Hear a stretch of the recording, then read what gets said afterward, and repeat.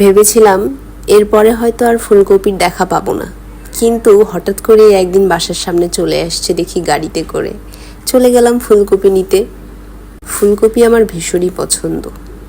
তো আজকে রান্না হবে ফুলকপি দিয়ে পাবদা মাছের ঝোল। তো প্রথমে আমি ভ্যান থেকে নিয়ে আসা ফুলকপিগুলো সুন্দর করে ছোট ছোট করে কেটে নিয়েছি। আর দেখতে পাচ্ছেন এখানে সিরিয়াল করে আমি পাবদা মাছগুলো সাজিয়ে রেখে দিয়েছি। পাবদা মাছগুলো দেখতে কিন্তু অনেক সুন্দর লাগছিল। আমার পাবদা মাছ খেতে অনেক ভালো লাগে। তো প্রথমে আমি পাবদা মাছগুলো ভাজার জন্য পাবদা মাছে লবণ এবং হলুদ দিয়ে দিয়েছি। তারপরে সেগুলো ভালো করে মেখে নিচ্ছি। পাবদা মাছ এত খাই, তারপরেও আমি বিরক্ত হই না, কারণ পাবদা আমার ভীষণই পছন্দ। তো এইদিকে আমি মাখামাখি শেষ, চুলার কাছে চলে এসেছি ভাজাভাজি করতে। এরপর আমি ফ্রাই প্যানে তেল বসিয়েছিলাম, এখন মাছ দিয়ে দিচ্ছি। জানি না তেলটা আজকে কেন জানি একটু বেশিই ছিটতে হয় আমার দিকে। তারপরে এক এক করে সব পাবদা মাছ আমি সিরিয়াল টু সিরিয়াল দিয়ে দিলাম। সব মাছ আমি একবারই দেওয়ার চেষ্টা করছিলাম। তারপরে হালকা লাল করে আমি ভেজে নিলাম মাছগুলো। মাছগুলো ভেজে রেখে পরে খাবো বলে আমি এখানে কিছু ফুলকপি সিদ্ধ করে রেখে দিলাম, কারণ জানি না আবার ফুলকপিকে পাবো কি না, আবার কোনো ভরসা পাচ্ছি না, তার জন্য একটু ফুলকপি রেখে দিলাম। এখানে নিয়ে নিয়েছি কুচি করে রসুন, পেঁয়াজ, কয়েকটা কাঁচামরিচ। আর আজকে টক টমেটো দিয়ে পাবদা মাছটা রান্না হবে। টক টমেটোটা আমি আগেই ফ্রিজে সংরক্ষণ করে রেখেছিলাম।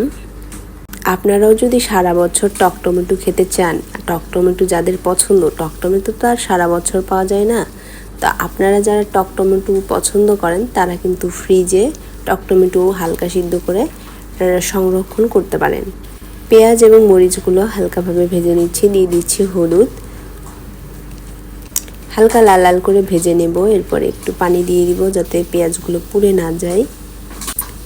পাবদা মাছের সাথে শুধু ফুলকপি হবে না, কয়েকটা আলু আমি কেটে নিয়েছি গোল গোল করে।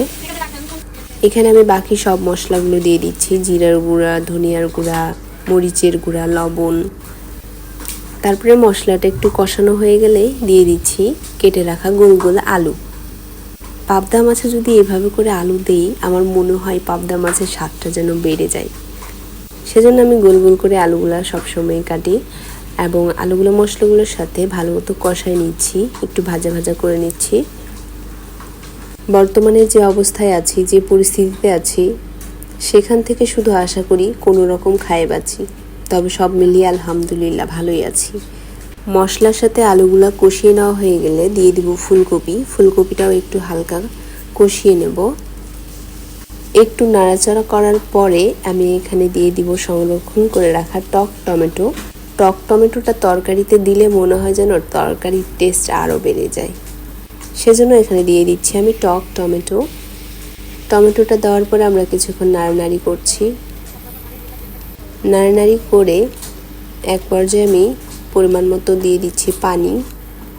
ভেবেছিলাম আর হয়তো ফুলকপির দেখা পাবো না, কিন্তু ফুলকপির দেখা পেয়ে যে আমি কি খুশি হয়েছি সেটা শুধু ফুলকপিই বুঝবে, আর কেউ বুঝবে না। আর আমি ভীষণভাবে অসুস্থ, গত কয়েকদিন ধরে আমি অনেক অসুস্থ ছিলাম, যার কারণে আমার ভয়েসটা এরকম শোনা যাচ্ছে।